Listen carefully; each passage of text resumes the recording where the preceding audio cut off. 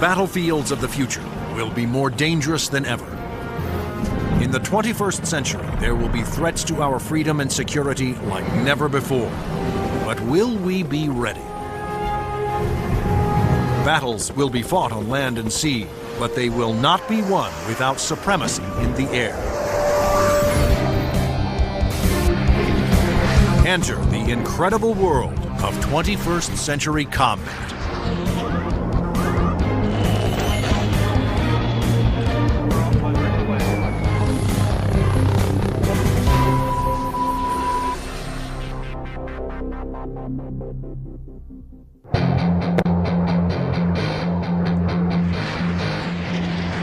Air power is the dominant strategic force. It's air power that lets you influence events and respond to events quickly. It's air power that lets you fight a war without putting hundreds of thousands of people on the ground. To date, Air Force F-15s have won more than 150 dogfights against enemy fighters without a single loss. And the Navy F-18 Hornet is widely recognized as the world's best carrier-based fighter bomber. But in the future, neither the F-15 nor the F-18 will be able to survive against deadly enemy anti-aircraft missiles. Surface-to-air missiles, or SAMs, are going to represent the biggest threat. Those very formidable systems developed in Russia or China will have to be taken out of action very quickly in any future conflict. The fighter of the future will need to be stealthy to slip past enemy radar. It must be able to take out anti-aircraft installations. And it must out-dogfight any enemy fighters that get in the way.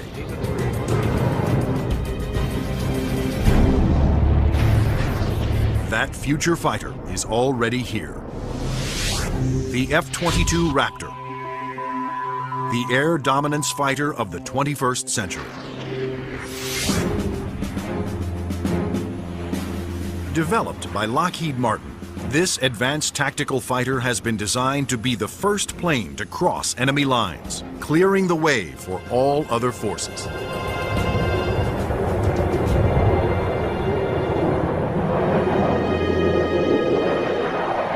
The F-22 is both an air-to-air fighter and an air-to-surface fighter, so it can drop precision weapons. That means it'll be able to go in early in a conflict, knock out all the air defenses that an enemy has, and also take out certain ground targets. And open the door for all the U.S. forces, whether they're ground vehicles or other aircraft, to come in and continue the fight. The development of the F-22 Raptor first began in 1985, when the Air Force requested proposals for an advanced tactical fighter jet to replace the F-15 air superiority fighter. Military planners feared that the F-15 would not be able to counter new air and ground threats on the horizon. The result was the creation of the F-22. The capability of the aircraft is a quantum leap above what exists right now, and it's going to take air power and revolutionize it into a whole new world. In the battles of the future, stealth will be critical for all new fighters to avoid being seen by enemy radar. Non-stealthy aircraft just will not survive in the air battles of tomorrow. Stealth technology was created to counter advances in radar. Radar works by sending out radio waves and measuring the amount reflected back to determine the distance, speed, and course of an object. But stealth aircraft are designed with surfaces that deflect radio waves away, making them nearly invisible to radar. The world's first stealth production aircraft was the F-117 Nighthawk. The reason that airplane is faceted is a limitation of the computer technology at the time. It's easier to model a finite number of flat surfaces than it is a bunch of curved surfaces. And while the aircraft was a breakthrough at the time, the facets limited the plane aerodynamically. But now, thanks to more powerful computers, engineers can design aircraft that do not have to sacrifice aerodynamics for stealth. The F/A-22's aerodynamic slickness allows it to have the lowest drag of almost any aircraft ever produced. The F-22's aerodynamic superiority, combined with its stealth and firepower, make it a far better adversary than any aircraft before it. The F-15, which the F-22 will replace, has been a very successful fighter, but it is not stealthy. The F-117, while stealthy, carries no air-to-air weapons and is not designed for air combat. It relies on stealth and mission planning to protect itself. But the F-22, on the other hand, is not only stealthy, but comes with a full complement of air-to-air and air-to-ground weapons. The primary armament is in weapons bays underneath the airplane, where we carry 6 medium-range radar-guided missiles. By carrying the weapons internally, it preserves the stealthy shape of the plane. For closer infighting, the F-22 has short-range missiles and guns. Behind these two doors right here is the side weapons bay. This is where we carry a heat-seeking missile.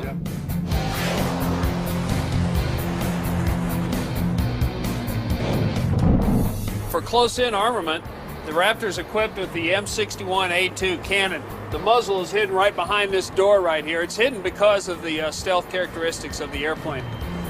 Cannon carries 480 rounds and is capable of shooting 100 rounds a second.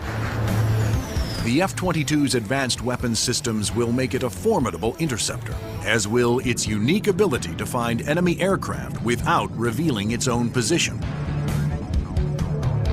When other planes use their radar, they become visible to every other radar system in the area. But that's not the case with the F-22. Perhaps the highest tech part of the airplane is the radome itself. Not only does the radome have to be stealthy, but it has to be able to transmit and receive its own radar signals. How the F-22 radar achieves that remarkable feat is classified. But what is known is that the F-22 can see enemy aircraft at a distance while remaining invisible to them. The first time that the bad guys will really know there's an F-22 in the area is when one of them blows up. Along with its advanced radar system, the F-22 is the first fighter to have Super Cruise, the ability to travel faster than the speed of sound without using its afterburners. A jet's afterburners boost speed by pouring fuel directly into the hot blast of the engines, adding fiery extra thrust. But afterburners are also wasteful, consuming enormous amounts of fuel, dramatically affecting the range and duration of a plane's mission. But the F-22 doesn't have that problem. Without using afterburners, it can supercruise at an incredible 1.5 times the speed of sound, over 1,000 miles per hour. This is all about our pilots being able to go fast, minimize the amount of time they are exposed to any threat, do the mission that we've sent them to do, turn around and come home safely. The F-22 is presently the only fighter in the world with supercruise, but it wouldn't be possible without a very unique set of engines. The goals for Pratt & Whitney were to provide a transformational engine that the Air Force needed, one that was stealthy, maintainable, and fast. The F-119 PW100 was developed by Pratt & Whitney after years of research. It sets the new standard for jet engines. Along with its incredible supersonic ability, the F-119 incorporates thrust vectoring. Here we are at the rear end of an F-A-22 Raptor. First thing you'll notice are the nozzles for the F-119 engines. In flight, during a maneuvering dogfight, they actually move up and down and vector the thrust of the engine to provide maneuverability. It helps us turn inside any foe, maneuver at low or high speeds to outmaneuver another airplane or potentially an enemy weapon that's headed towards us. The F-22's stealth, supercruise, and vector thrusting are impressive breakthroughs, but its most outstanding feature may be its ability to nearly fly itself through advanced computerized controls. It relieves the pilot of all the duties, gives the pilot total freedom to just look out engaged in the combat scenario. In addition to monitoring its own performance, the F-22 constantly gathers data on other aircraft in the combat area and presents the most important information to the pilot. We're going to have information passed to us from either unmanned vehicles or from off-board sensors so that we can integrate data and use that information for targeting. And it's the way that we are driving our forces in warfare. We are much more integrated with both other services and with other platforms, and the F-22 fits right into that concept. The F-22 Raptor's total package of avionics, stealth, supercruise, and thrust vectoring make it the most technologically advanced fighter today. I've never been in an airplane that accelerates as fast, that's as agile, the ability to turn very sharply, and it just brings a great combination of the speed, the stealth, and the avionics to the fight that nobody else is going to be able to touch. But there will be future competitors, like the Russian Sukhoi 37, which features thrust vectoring and a radical forward swept-wing design. And the fifth-generation MiG, the 1.22, which some have nicknamed the F-22ski. The Russians are still very active aircraft developers. They've got a variety of technologies that they're continuing to improve upon and that can be made available to our future enemies. And so that's why we have to stay on top of the technology that we are developing and make sure that it is able to take out anything that other countries develop. When you look at the adoption by China of the Su-27 and the fact that it'll probably be modernized and improved, that brings up the need for more advanced fighter aircraft in the US. And that's one of the main reasons, I think, why the Air Force is so insistent on the need to have the F-22. In addition to Russia, other U.S. allies are producing advanced interceptors for export that are superior to the F-15, such as Sweden's JAS-39 Gripen and France's new Rafale. Germany, Italy, and the UK have joined forces to create a Eurofighter, the Typhoon. If these planes fall into unfriendly hands, the U.S. Air Force will need the F-22 to maintain their advantage.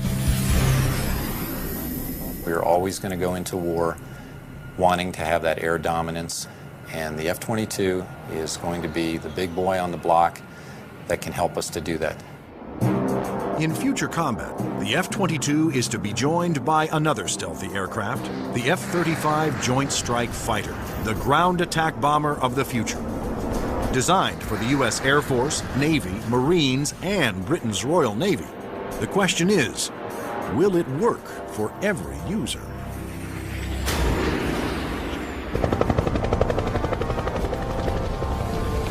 The rules of war have changed. Brute force has given way to high tech, and conventional weapons of the past will no longer be effective.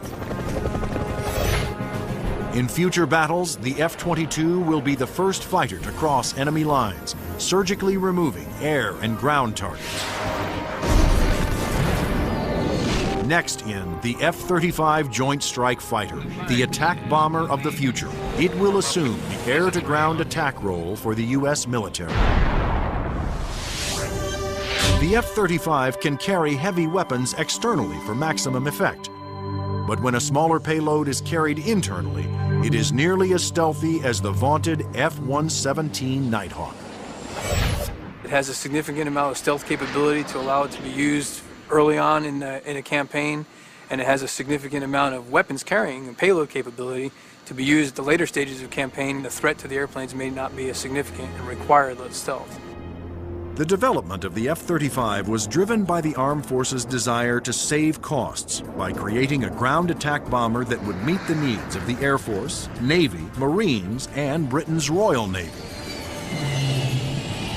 Airplanes are becoming very expensive these days, and we had to do something to get the cost of these airplanes back down to a reasonable level. The F-35 is expected to cost about $40 million, one-third the cost of an F-22 Raptor. But could one basic airframe be designed to satisfy so many different military demands? Each armed service wanted a stealthy ground attack bomber, but the Marines also needed a plane with short takeoff and vertical landing capability. The U.S. Navy required a craft with larger wings, heavy-duty landing gear, and an arresting hook for carrier landings. And the wings would have to fold up to save deck space. The size and scope of the JSF program is pretty significant. The airplane is being designed to replace the F-16 and the A-10 for the Air Force, the AV-8B for the Marine Corps, and the FA-18 for the Navy. Unlike the twin-engine F-22 Raptor, the F-35 Joint Strike Fighter was designed around a single engine to keep down not only costs, but weight. A lighter plane can carry more weapons. For the Joint Strike Fighter, one of the keys of its mission is the ability to handle a large amount of ordnance and bring it to an enemy site. That all works better with a single engine.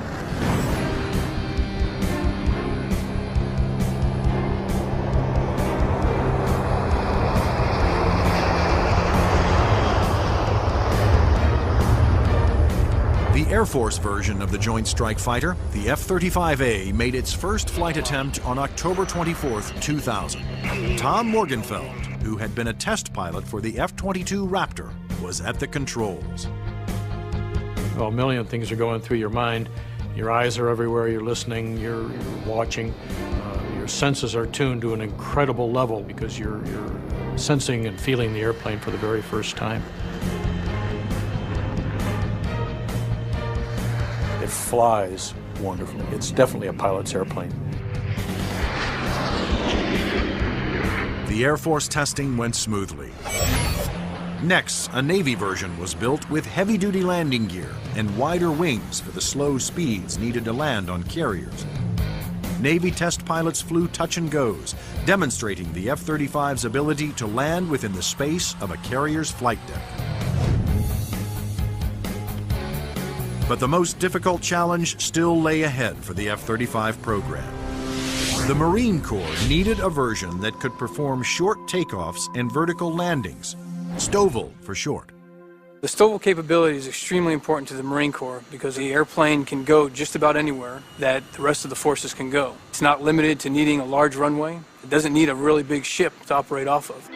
Engineers at Lockheed Martin, the designers of the F-35 Joint Strike Fighter, took a hard look at the AV-8B Harrier, the STOVL fighter that the new aircraft would have to improve upon. The Harrier is a great airplane if you look at the fact that it's basically 1960s technology. It's achieving all those wondrous STOVL flight sort of maneuvers without the aid of a lot of computers.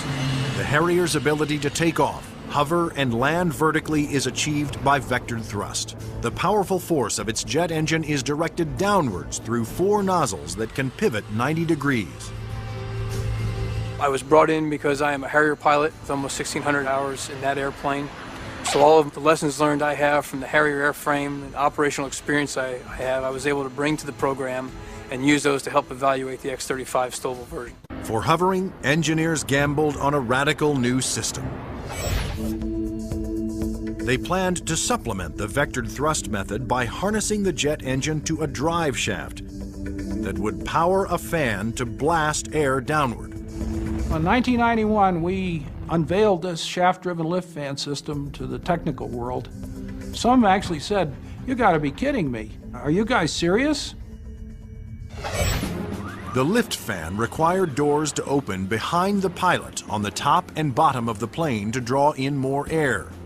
The fan would blast air down mid-ship, while the jet nozzle in back swiveled, blowing its powerful exhaust down to create a balanced lift force.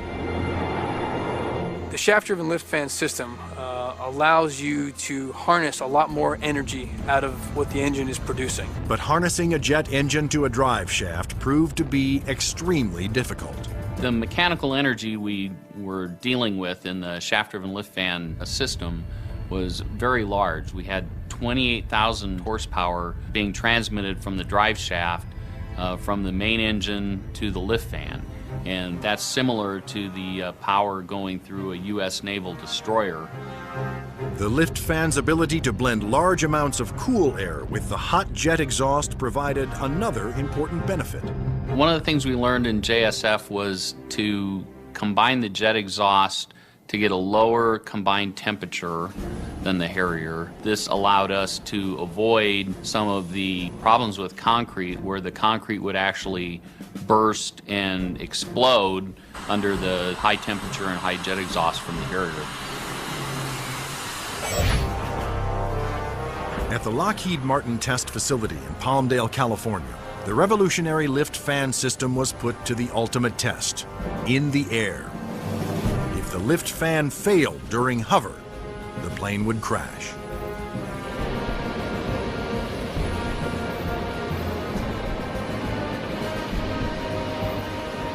It made its first flight in 2001, and it was a complete success. And at that time, I didn't hear any more from the people who had been saying for years, this thing will never work. It worked. Now, all three versions of the F-35 for the Air Force, Navy, and Marines are being developed and further tested for mass production. The United States, Britain, and their allies are expected to order more than 4,000 Joint Strike Fighters, which will replace most American-built fighter bombers in use today. The handling qualities and performance are stunning. It really is a pilot's airplane. It sort of makes you feel like a little boy. You want to take it home and tuck it under the pillow with you at night. It's just a pilot's airplane. In future air conflicts, the F-22s will be used to establish air dominance. Then waves of stealthy F-35 Joint Strike Fighters will use their superior weapons-carrying abilities to attack other major ground targets. The Joint Strike Fighter is going to be the backbone airplane for hauling freight. It is going to be the muscle part of sustained forces. Commanders can also alter an F-35's mission in the air as situations change during the battle. There are a variety of ways for the F-35 to bring in information from external platforms, other airplanes flying around the battlefield, satellite-based assets, ground-based assets. All that information can be presented to the pilot in the cockpit and allow him to be more of a tactician and manage the tactics of the game that day instead of worrying about the nuances of flying the airplane. The pilot's job will be to supervise the process of identifying the target and then to give consent for weapons release.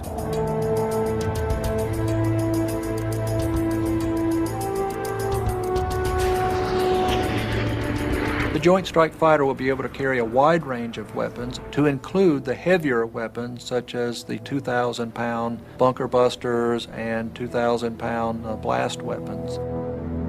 The Joint Strike Fighter's 1-ton bunker busters and blast bombs will be guided to their targets with pinpoint precision by JDAM tail kits. The Joint Direct Attack Munition, or JDAM, is a kit that can be put on any bomb to give it the brains to know where to go, and the movable tail fins to guide it there. JDAM is a guidance kit that came after Desert Storm. This little round piece on the side there is an inertial navigation clock. Now this clock, instead of measuring seconds, measures feet. If you take the unit and you tell it where it is right now electronically, and then you move it back a foot, or you move it up a foot, it measures every centimeter and every distance. The bomb knows the coordinates of where the airplane is, and it also knows the coordinates of where the target is. And when the weapon is released from the airplane, it simply flies from one set of coordinates to the other and does its thing when it gets there. Because a JDAM is directed by GPS, or Global Positioning Satellites, it can hit targets regardless of visibility. The way we use it is by employing it against targets that we cannot normally see visually, whether it is due to weather, smoke, haze, or just some sort of other thing that's obscuring the target.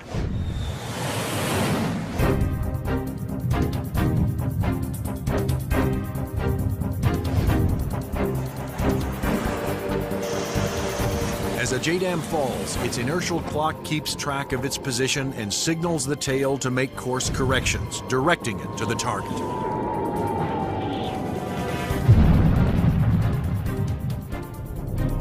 The accuracy of new weapons like JDAMs will reduce collateral damage. It also makes the F-35 an even more formidable weapon system. The new weapons such as JDAM really reduce the need for the number of sorties, and that reduces our risk because we're not exposed to enemy threats as often.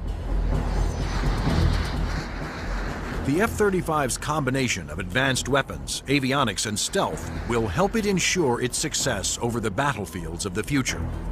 U.S. military planners wondered if these same features could be utilized in a helicopter. They wanted a stealth helicopter. But could it be done?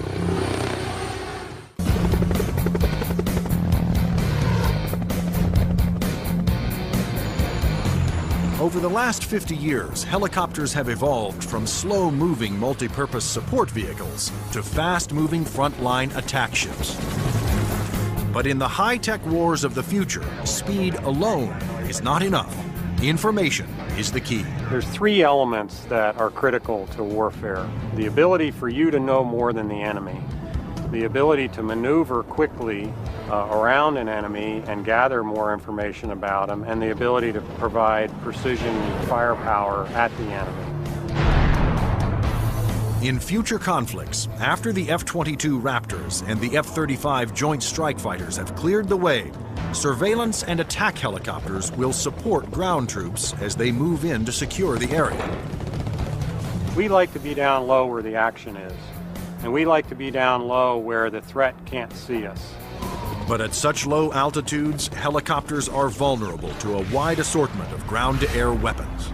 All the simple systems, the guns, unguided rockets, the surface-to-air missiles, it's got to deal with all of that, and it's got to deal all of it effectively.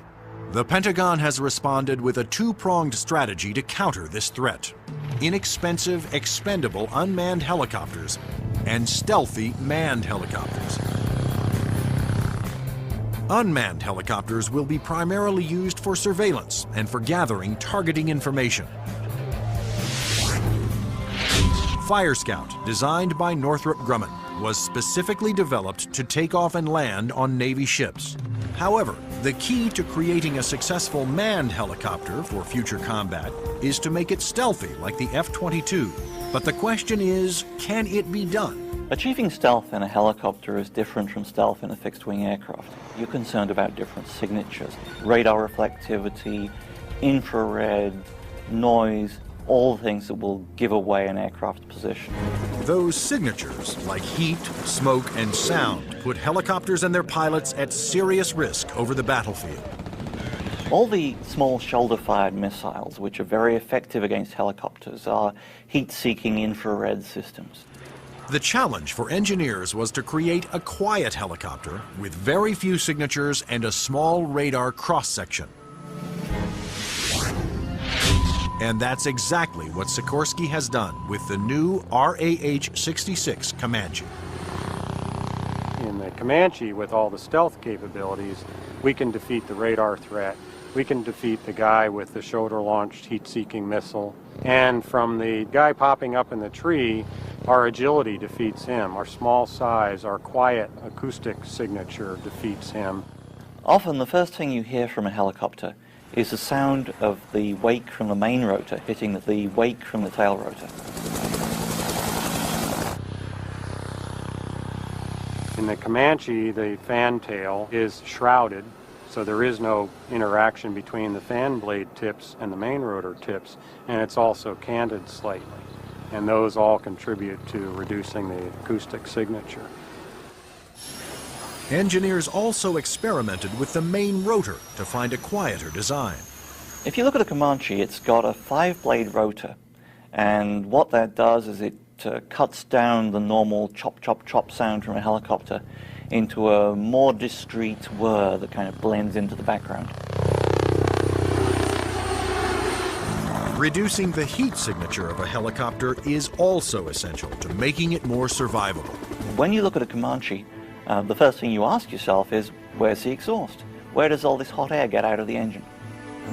The Comanche's exhaust actually escapes through the tail boom, where it is instantly dispersed by cool air from the rotor. That missile has to have something to home in on, and that's a heat signature. Comanche defeats that by the engine exhaust being mixed with ambient air and cooling it so that there's no longer a heat plume for that missile to home in on. To defeat radar, the Comanche utilized the stealth secrets first developed for the F-117 Nighthawk. There are no radar-reflecting right angles on its outer fuselage, and all weapons are carried internally to help keep its stealthy shape. What's interesting about the helicopter is some of the things that achieve stealth actually make the helicopter better. Things like the retractable landing gear and the retractable weapons bays, that also makes it sleeker and faster. So once you've bought into the stealth part of it, you get other superior attributes. The main role of the Comanche is to give commanders an overview of the battlefield by providing up-to-the-minute information. Comanche is going to be basically their flying cavalryman. It's going to dart in and out, slash and cut, be a reconnaissance vehicle. As Comanche's two pilots gather data, their computer shares that data with other Allied forces. When the Comanche finds the enemy, he's going to kind of direct like a quarterback to apply the firepower to defeat that enemy.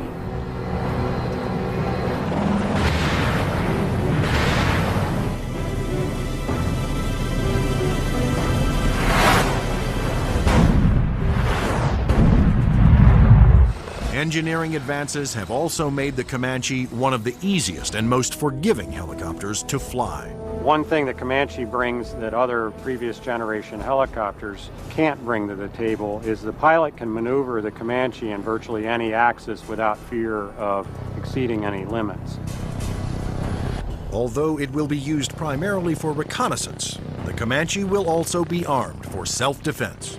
The Comanche is capable of carrying a wide array of weapons, all the way from guided missiles using a laser guidance system, heat-seeking missiles, which would be more of an air-to-air weapon, or unguided rockets, and also the latest Hellfire is pretty much a fire and forget. In addition, Comanche's pilots can ask Allied aircraft to fire missiles their way, and can then take over and guide those missiles to their targets.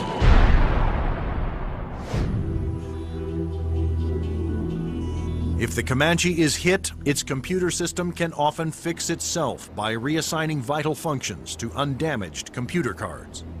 This is where the computer brain of the Comanche is.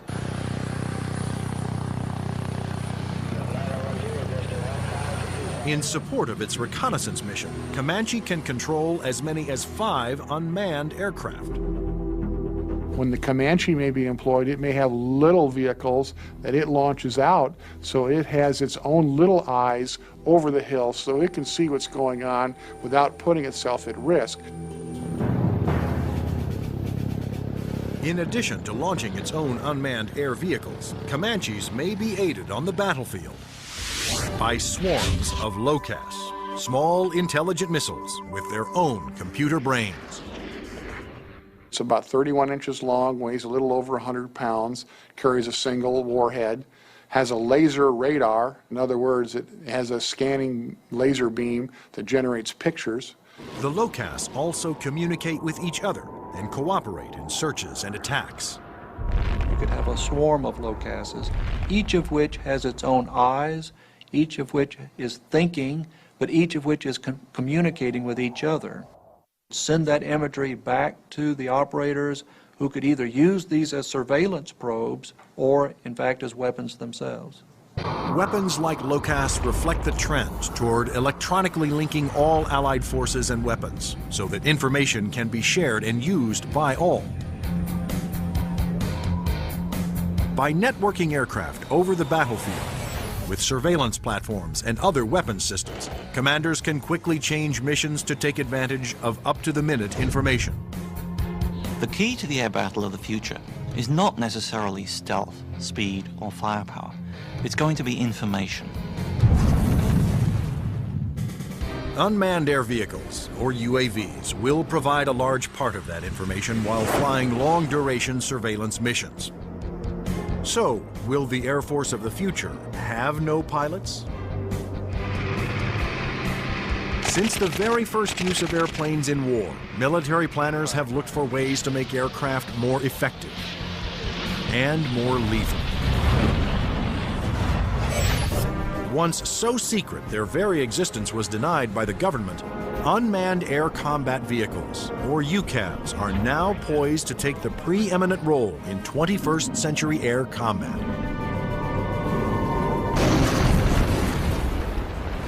UAVs are certainly going to change air power in the 21st century. You can see it starting to happen today, but what we're looking at now is just the beginning, because there's going to be more of them, and they're going to be better.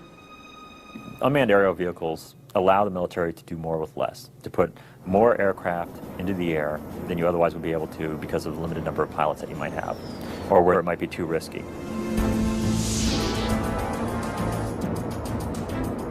In the future, aircraft that have no pilots on board will carry out the most dangerous combat missions. Today, unmanned air vehicles, or UAVs, are already taking over the role of long-duration surveillance. UAVs don't have mothers. You lose a UAV in combat and nobody bats an eyelid. One of the earliest surveillance UAVs was the Predator. It was developed in the early 1990s. When you look at Predator, basically they start off as being long-endurance systems that can really persist over the battlefield. In Afghanistan, Predators provided critical real-time intelligence. And it was there that a Predator made an amazing transformation from surveillance to armed aerial attack. It fired a Hellfire missile, an Al-Qaeda convoy, and destroyed one of the vehicles in there. And at that point, it crossed the line from an unmanned aerial vehicle into an unmanned combat aerial vehicle. Today, the new Predator B can carry up to 10 Hellfire missiles. Of course, its primary mission is still what the military refers to as ISR, or Information, Surveillance, and Reconnaissance. It's basically a poor man's satellite. I mean, you can bring it in and let it dwell in an area. UAVs transmit important visual information to battlefield commanders via satellite or other data links. Once targets had been located, identified, and cataloged, these could be disseminated to other weapons or weapon systems. Reconnaissance UAVs have multiple ways of conducting surveillance. On clear days, they use specially stabilized optical lenses that can zoom to high magnification. At night, they use infrared, and under adverse conditions, they use synthetic aperture radar to pierce the thickest clouds, sandstorms, or oil field smoke. When the radar is reflected back, it can also be used to create a 3D image of objects. If the enemy chooses to use countermeasures or decoys or deception techniques, having to beat 3 systems is a lot harder than 1.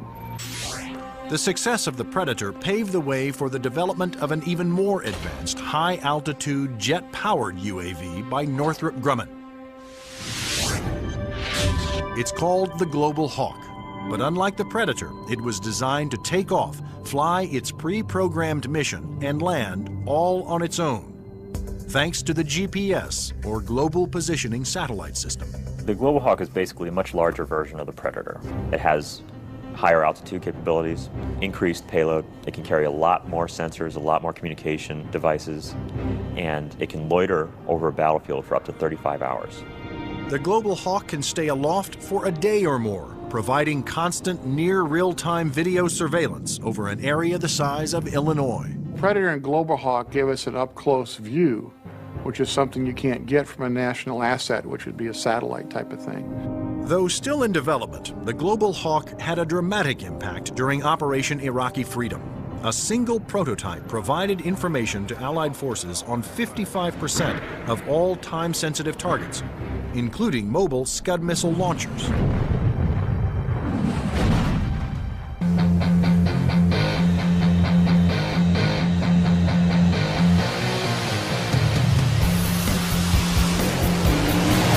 Like the Air Force, the Navy wanted its own autonomous UAVs. However, designing one to take off and land on an aircraft carrier was a tremendous challenge. But the engineers at Northrop Grumman were up for it. In the summer of 2000, they began working on the X-47 Pegasus. The hardest part of the Pegasus program was definitely the flight controls. Getting on and off an aircraft carrier, of course, is one of the toughest design problems for an aircraft. And doing this with a tailless vehicle like Pegasus certainly was the toughest problem we had. That problem was solved by using 6 innovative surfaces to make the plane climb, descend, and turn. This surface just rotates up. the elevon, of course, both up and down, and then there's another inlay on the lower surface as well. The first flight of Pegasus, the demonstration was very, very successful. It lasted approximately 12 minutes. There was no human in the loop. But could Pegasus, without any human assistance, land within the tiny space between the arresting cables of an aircraft carrier? The engineers came up with an ingenious way to find out. And we actually glued a small paintball down onto the bottom of the hook so we could get a clear touchdown point. That was quite an achievement that we're very proud of. The Navy will use its stealthy UAVs to get targeting information for its guns, missiles, and fighter aircraft. The initial focus has been on information, surveillance, and reconnaissance to provide targeting information to the Navy's strike packages.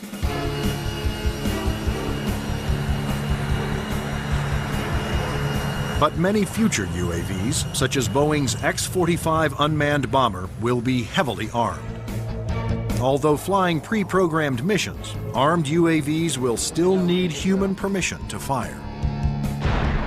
It has to know where friendly forces are on the ground, where civilians might be, where collateral damage, i.e. hitting a church or a mosque, might be an issue.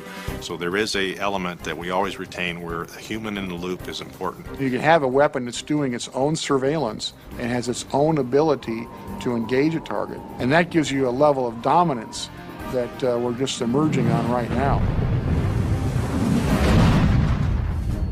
In the not-so-distant future, there will be even more radical aircraft and airborne weapons systems. Everything from electromagnetic pulse weapons to powerful airborne lasers to hypersonic aircraft that can fly to anywhere in the world in 2 hours or less. But how soon will these high-tech secrets become a reality?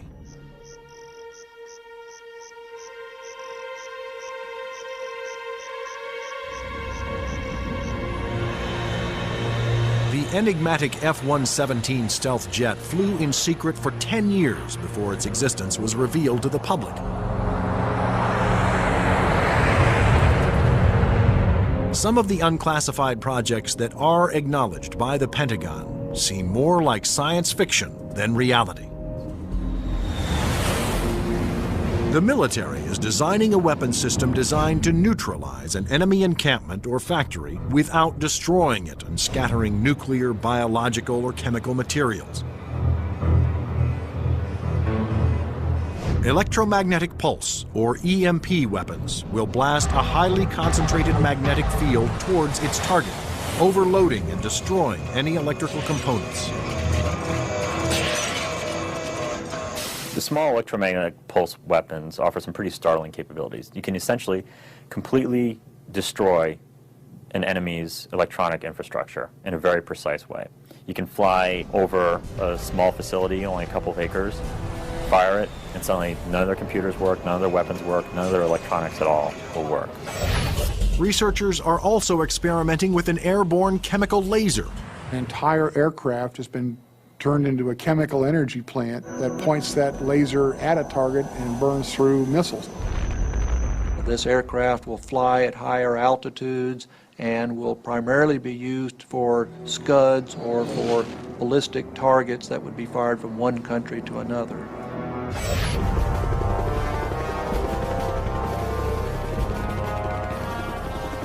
American generals don't want a fair fight. They want their equipment to be the absolute best in the world so that whatever they come up against, they can defeat it quickly and efficiently.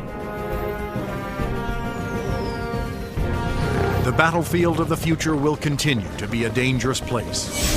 But military planners believe that the key to maintaining the security of the United States is to develop the weapon systems of tomorrow, today.